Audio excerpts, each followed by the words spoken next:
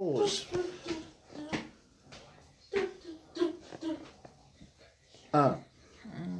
All things are yours. O kamana koe whaikau I le... Mai. Therefore, let no man glory in men. For all things are yours. All things are yours. Lalo bingon bang. Lawa mai umaya ka ko Yesu mea uma. Pulei ka ko. Inga ia. Lara kusin. All things are yours. Because when I read this, Lara kusin nga ngayon bang. so I feel mai.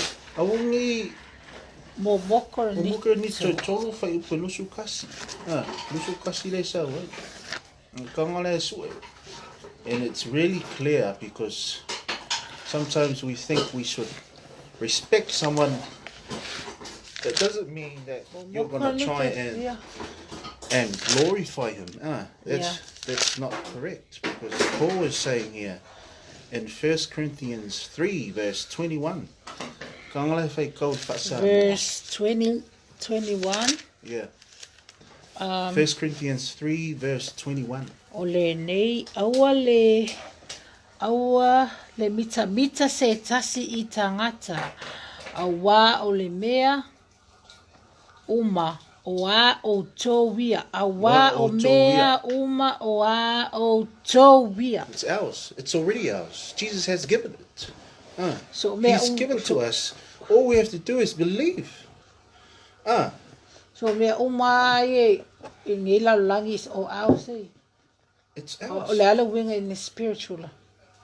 It doesn't mean you're going to go and get drunk because it's yours. No, because you've got the Spirit already, and you know how to, e lole me kaunga whai, man me le kaunga whai, Ili whaapela mai umalo le kume ia, o whaapela ia.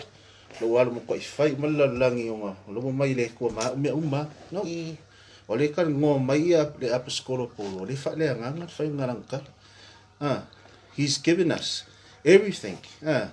He's giving us gifts. Lo mea ka ku mea lofa uma. O le kangaka ia e le kangai kalia. A le manga o ia tangata. Leo mai po ia ka kor kusi ma le upu. Leo mai ka ko le finga pa ia le tua. So le ala si me ko manga o. All we have to do is read it, believe it, and accept it. That's it. Claim it.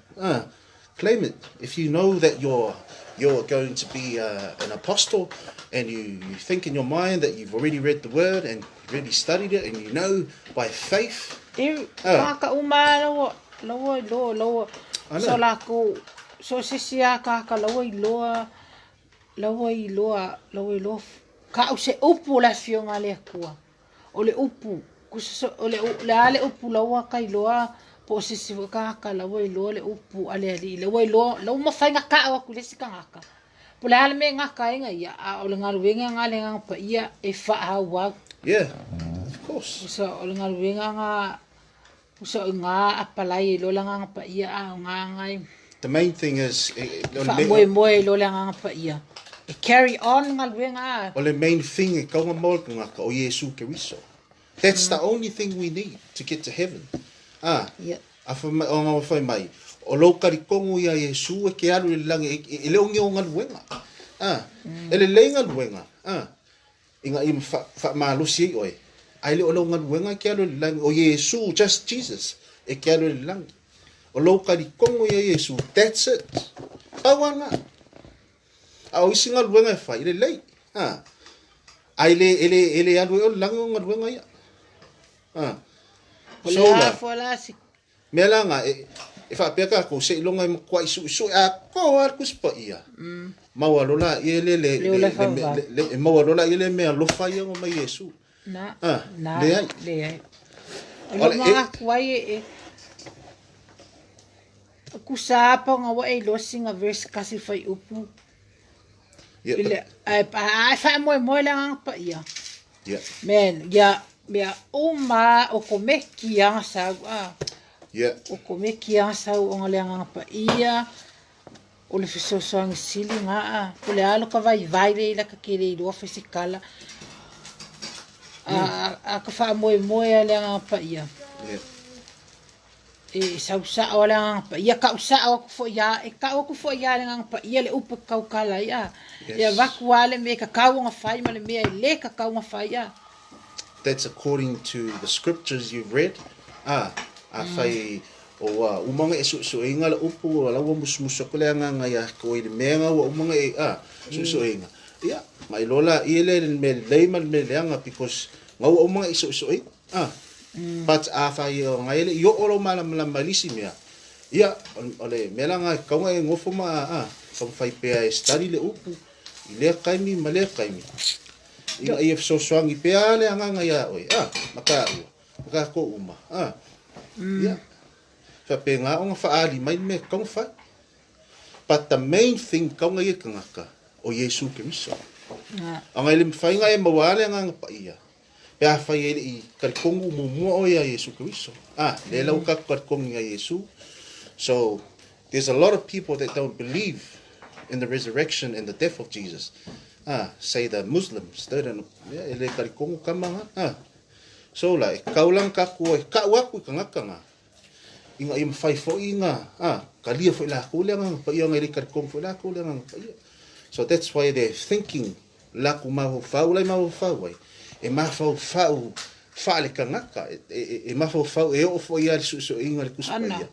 They can't ele mafai la ko nga so el upu because like kan ngo ma Yesu fa le nga ale like kan lai ma fa ki ngo la ko lai ma fa la ko o Yesu le fa nga ma ya Mary o Yesu le fa nga o yer ka nga o ya ma se perfect but they can't accept that Jesus is God. Ele mafai nga ko karia ngo Yesu o le ku ale mangi ngot ka kuspa so walang mafua nga fu walang mafua ka ngola ka kungula ka ile muslim mai o nga mafua mai o le amakanga mai le la ko la le mele la ko i kangaka ia nga fiola mai o le fa'ili unga le kusia ya au ka kola le wai lo le fionga le di kusa ka kaulo la ka wai o ka kala yeah if you know you're ready fai ngikele ulo kile already and it's up to you but if I know I'm not ready but o lo kele ready but o lo ke fa mo ile anga pa ia kusa unga lo la ako anga mia uma because the Spirit tells you. Only the Spirit can tell you when you're ready. But you, oi fo ia, lo kan kongu malo fa kua. Leo kan ngo mele nga ia, oi, e ke lo fo ia, le upu nga ia ki oi ma mea uma le o iso inga. Wa lava ma koe, lela e alu e kau. Ele se kau ala fa le kingo. Au le kau fa le nga. So la kau nga lava me kau. La me kau, i le upu le kua. Anga keling ikanga kala kongi mai ka kongi mele fisili ya fa fela mela ya la kulo kali ya sa fo la ngai kali maleng so kaulanga ready oi ile o fusu anga vai la pia au upole tu so e loa e oi ya ngo kele o maunga mangkuainga e ke lo fo fa le unga le mea so it's really up to you. I can't decide. It's you and God alone. So it's more of the word. If we have more of the word, but there's another thing I always say, that I've noticed. It's not knowing the word. It's not actually knowing it and just knowing this one verse or knowing the whole Bible. It's actually receiving the right word. So that means if I can't e kango ngai e mai le upu sa o ai ka waku sa o kangaka so la nga wai loa ai kile ele kango e mai umame nga ke lo kangaka no pe fa pela nga fa langulango o ile li yes nga ole akua nga ngang pa ye lo le mela o kupu kangaka la fa ke inga la fa pela la le kupulo mangako ke alunga oi mali se lau ka la le akon next door kusala ngalo la ngalua kulola nga pa ia o ia ka usa o mai ia o le message ka usa o mai le la kupia o le la walunga o kupia. So that can be like a vision, basic vision. Wa do fa mai ka la ku ia o fa ya ku ia oi. Ka lo stop. Ai le im fai fo ia o ia ngai ka ngoi stop because man kua o le kia polo nga o la ku ia oi. Ngai la ku kia polo va ku manga ku senga ai le ases. So la if so swang me fo ile kua e lo fo ile kua ia e mga mie o if so swang ia sa lo adu lis nga ka fa alinga ia you know something like that. So me ngai mai Yesu gifts mo kanga ka ko kas if so swang ilis ko fa ka me alofa yes so se me alofa ko fa ka me alofa ya fa malo atu le o ia le maka mai baku le med mangai el fasoa ya lo ese va ngai nga maka mai ya le ai tu fa upole tu ya yeah, we were just talking about the how what's it called?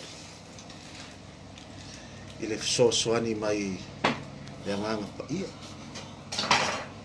Le tsang. So